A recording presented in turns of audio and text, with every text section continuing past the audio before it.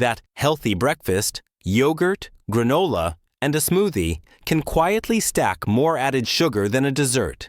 And I'm not saying that to shame you, because I've done the exact same thing. The problem isn't that you're bad at eating healthy.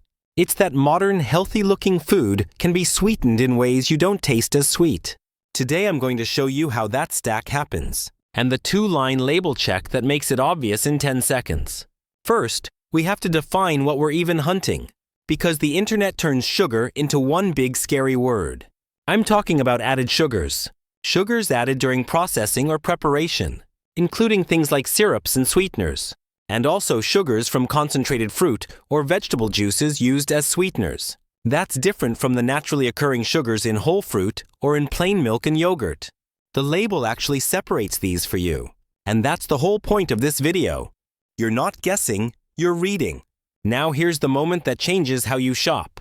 You don't need to count everything. You need to stop stacking. One sweetened item by itself might not be a big deal.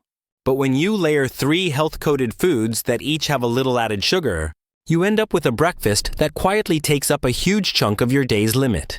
U.S. dietary guidance recommends keeping added sugars under 10% of daily calories for most people age 2 and up.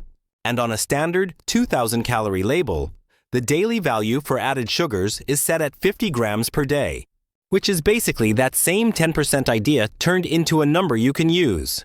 Let's build the healthy breakfast trap in slow motion. Start with flavored yogurt because it feels like a smart choice. Protein, calcium, easy. Then add granola because it looks wholesome and crunchy, and it says things like whole grains on the front. Then a smoothie because fruit equals health, right? The twist is that all 3 of these categories have versions that are basically unsweetened, and versions that are sweetened enough to change your entire day. The front of the package won't tell you which one you grabbed, but the label will. Here's the 2-line label check, and I want you to remember it like a cheat code. Line 1 is includes added sugars, measured in grams, because that's the sugar you can actually reduce without becoming afraid of fruit. Line 2 is the percent daily value right next to it, because it instantly tells you whether that product is a small contributor or a heavy hitter. As a quick guide, the FDA's daily value rule of thumb is that 5% DV or less is low, and 20% DV or more is high, which makes comparisons ridiculously fast. This is why I call it a 2-line check. You can ignore the marketing and go straight to the math. Now watch what stacking looks like in real life, without throwing any brand under the bus. You pick a flavored yogurt that seems reasonable, but it has a noticeable amount of added sugar on that line. Then your granola has its own added sugar, even if it doesn't taste like candy, because a lot of granolas are built to be sweet enough to eat by the handful. Then you pour a smoothie that's fruit-based, but it's sweetened or built from concentrates in a way that pushes it closer to a sweet drink than a bowl of whole fruit. None of these items are evil, but the stack is the issue. 3 small yeses turn into one big, how did I get here? If you want a simple target that's easy to remember, the American Heart Association suggests keeping added sugars around 25 grams per day for women and 36 grams per day for men, which is stricter than the 50-gram daily value on the label.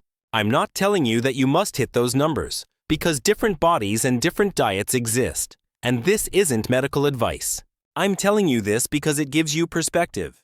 If one healthy breakfast takes you close to your personal comfort range, the rest of the day gets harder. And that's why people feel like they're doing everything right, and still can't figure out why sweet cravings keep showing up later. The goal of this video isn't to convince you to never eat sweet things again. The goal is to make your healthy day actually behave like a healthy day, by removing the accidental sugar you didn't choose on purpose. That's why labels matter. They make the invisible visible, and they let you keep your routine while changing the default.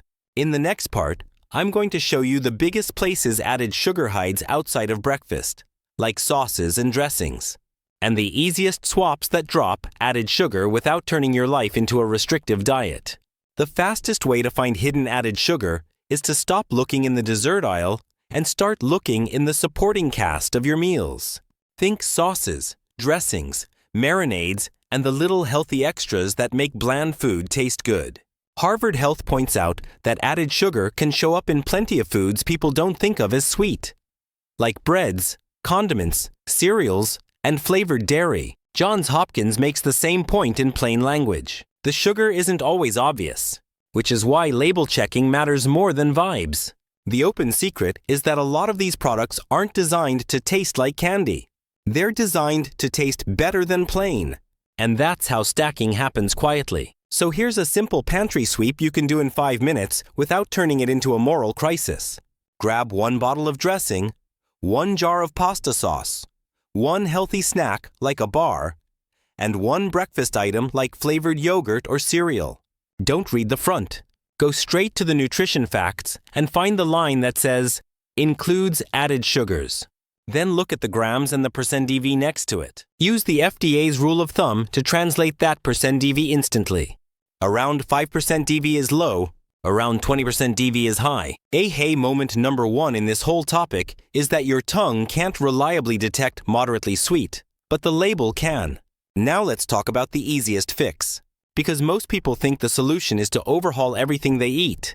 It usually isn't. Most of the time, the solution is buy the less sweet version, not become a different person. You keep the yogurt category, but switch to plain and add your own fruit, cinnamon, or nuts, which moves sweetness back into your control and often improves satisfaction because it's not a syrupy blast. You keep the granola category, but look for a lower added sugar option and use it like a topping, not the whole meal base. You keep the smoothie habit, but watch for products sweetened with concentrates or added sweeteners, and lean toward unsweetened bases and whole fruit texture when you can. Here's moment number 2.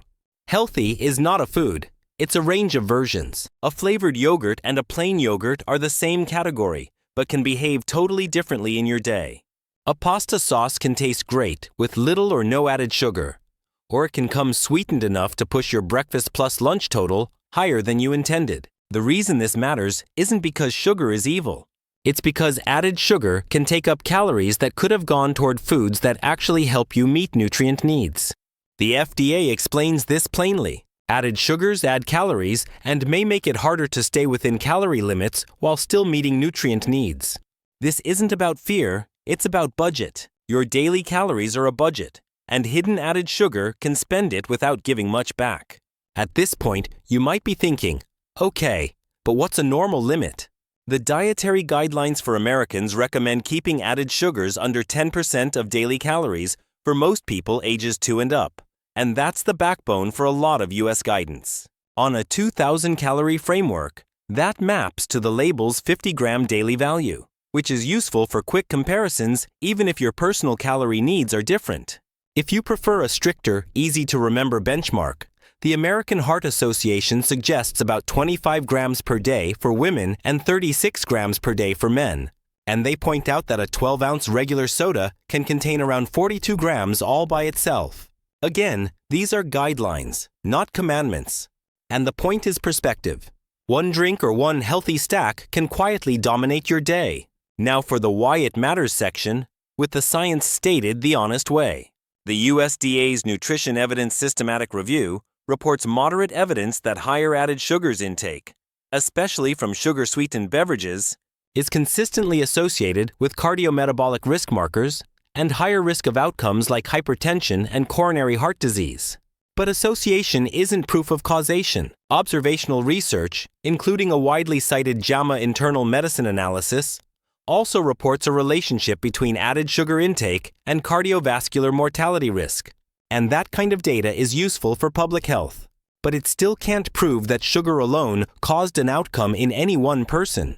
A systematic review of cohort studies adds another important nuance. Results can vary by the source of sugar exposure and by study design, which is exactly why I'm not doing one-cause storytelling here.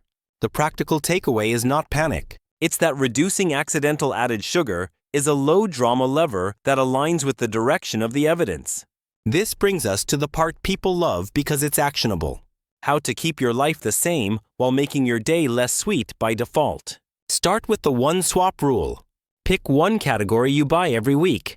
Yogurt, cereal, granola bars, coffee creamer, salad dressing, and choose a version with meaningfully lower added sugars using the 2-line check. Don't aim for 0. Aim for lower than my current default, because that's sustainable and it compounds. If you do that with breakfast alone, you often notice something surprising by the end of the week. You don't need as much sweetness later, not because you became disciplined, but because you stopped starting the day on a sweetness escalator. And if you want to go one level deeper, make your sweet foods planned instead of incidental. So dessert is a choice you enjoy, not a number that sneaks into every bite. Quick recap before we end. Hidden added sugar isn't a conspiracy. It's a product design feature that shows up in categories you think of as normal, especially when you stack multiple sweetened healthy foods in one meal. The fix is not a cleanse. It's label literacy plus smarter defaults, using added sugars, grams, and %DV as your two-line check. This isn't a diagnosis and it's not medical advice. And you don't need to fear fruit or natural foods to do it right. Tomorrow, do a 3-item audit. Your yogurt or breakfast item, your drink, and one condiment you use all the time. And tell me in the comments which one shocked you most. Yogurt, granola, smoothie, sauce, or coffee. So I can build the next video around the top answer.